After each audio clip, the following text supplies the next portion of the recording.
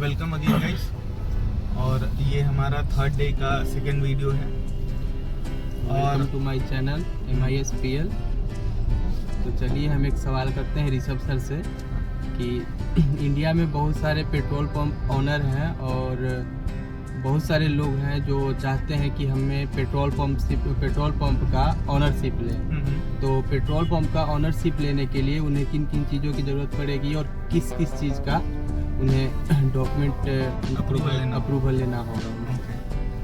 तो starting with the land dimension, हम एक ज़मीन के उससे स्टार्ट करते हैं। मिनिमम रिक्वायरमेंट है 35 metre by 35 metre in rural areas and 30 metre by 30 metre in urban areas. हालांकि ये डिपेंड करता है कम्प्लीटली हिली टेरेन में, और कम एरिया वाले प्लॉट पे भी वो मिल सकता है, but still this is the ideal condition. अब अगर किसी के पास लैंड इतना अवेलेबल है और that too on means economically good road, जैसे state highway, national highway, expressways, NH।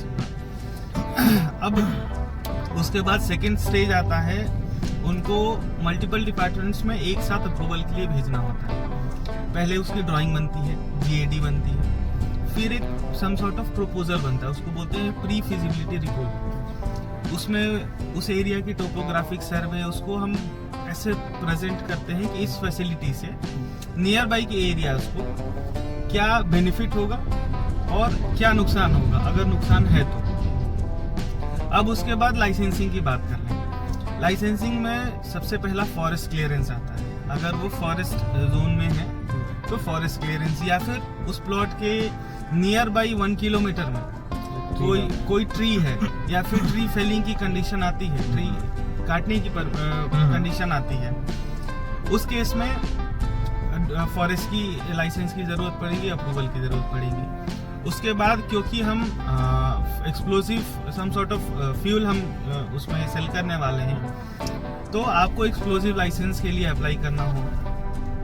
फिर फायर डिपार्टमेंट उस चीज़ को वेरीफाई करेगा, आपने सारे नॉर्म्स एज पर गाइडलाइंस किए हैं कि नहीं। इन सब की अलग अलग चेक लिस्ट रहती है। मोर और लेस ये डिपार्टमेंट्स अप्रूवल इजी दे देते हैं। सबसे मेजर इशू आता है NH के साथ। NH में ऑल्दो आपके पास सारे अप्रूवल्स हैं, सब कुछ है, बट NH अपने रोड से आपको एक्सेस नहीं देगी तब तक जब तक आप NH की गाइडलाइंस को ना फॉलो करें। अब NH की गाइडलाइंस इतनी स्ट्रिक्ट है कि generally only 10 to 15% of the land owners can apply for the NOC, because इतनी ज़्यादा स्ट्रिक्ट गाइडलाइंस थी। ये अप टू अगस्त 2023। इसी की वजह से 2023 में ये सर्कुलर आया, जिसकी मैं बात पहले वीडियो में कर चुका हूँ, कि जिसके बाद मॉडिफिकेशंस हुए, आपको रिलैक्सेशन मिलेगा, on what ground, on submission of audit report, ये सब चीज़ें हुई। अभी बहुत एग्रेसिवली जितने भी पेंडिंग केसेस थे उसको, जैसे मैं अपने क्लाइंट की बात कर लूँ, रिलायंस के approx 200 petrol pumps Bihar and Jharkhand में 200 पेट्रोल पंप्स इनके अवेटेड हैं for the want of approval of NHAI। अब इन 200 पेट्रोल पंप में से अगर हम लोग 80% को भी अप्रूवल ग्रांट करते हैं रिलैक्सेशन के तौर पे, सारे अप्रूवल्स, सारे नॉर्म्स को फॉलो करते हुए, अगर कोई नहीं कर रहा है तो उसमें मॉडिफिकेशन करके, अब अगर हम इनको सेफ अप्रूव कर देते हैं, फिर इनको NOC अकॉर्ड हो जाएगा और इनको प्रोविजनल NOC मिल जाएगा। प्रोविजनल NOC मिलने के बाद उनको ये वर्क ऑर्डर मिलेगा कि आप इसमें कंस्ट्रक्शन कर सकते हैं। कंस्ट्रक्शन करने के टाइम पे कुछ इस एज सच लेबर लॉ और ये सब लगता है, उसके लाइसेंसिंग की जरूरत पड़ती है। कैनोपी स्ट्रक्चर खड़ा हो गया, सारी फैसिलिटीज बन गई, टॉयलेट बन गए, जो आपने ड्राइंग में इनिशियली सबमिट किया था सारी चीजें बन गई। फिर से एक और स्टेप आता है NHAI का।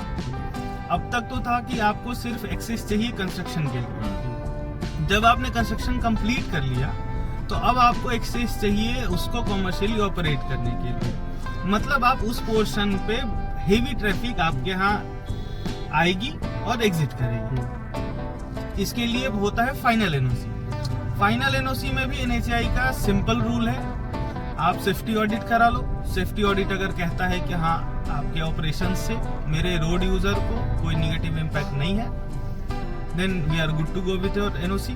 अगर किसी भी तरीके से रूल्स को वायलेट करते हैं। अच्छा, सेफ्टी ऑडिट में नॉर्मली मतलब आप छोटा मोटा इस तरह से रूल बना दिए कि मतलब जहाँ पे जो साइट है, साइट से मतलब कितना मीटर क्या मतलब किस लोकेशन पे नॉर्मली होना चाहिए कि NHAI में फिट बैठ सके। इसमें क्या है कि प्लॉट का लोकेशन ऐसा होना चाहिए कि दोनों एंड पे मिनिमम 1 किलोमीटर तक कोई टोल ना हो, कोई फ्लाईओवर का रैंप ना हो,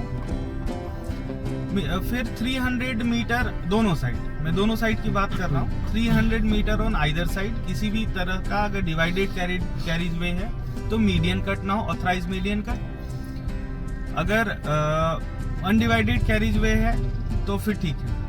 अगर फिर बात करते हैं किसी भी लोकल विलेज की कनेक्टिविटी, 300 मीटर दोनों साइड में किसी भी रोड का कनेक्टिविटी उस पर्टिकुलर रोड से नहीं होना चाहिए। अगर है तो फिर जो एक्सेलरेशन एंड डी एक्सेलरेशन लेन होता है उसको रिवाइज करके, ड्राइंग को रिवाइज करके, ऑफ कोर्स विद द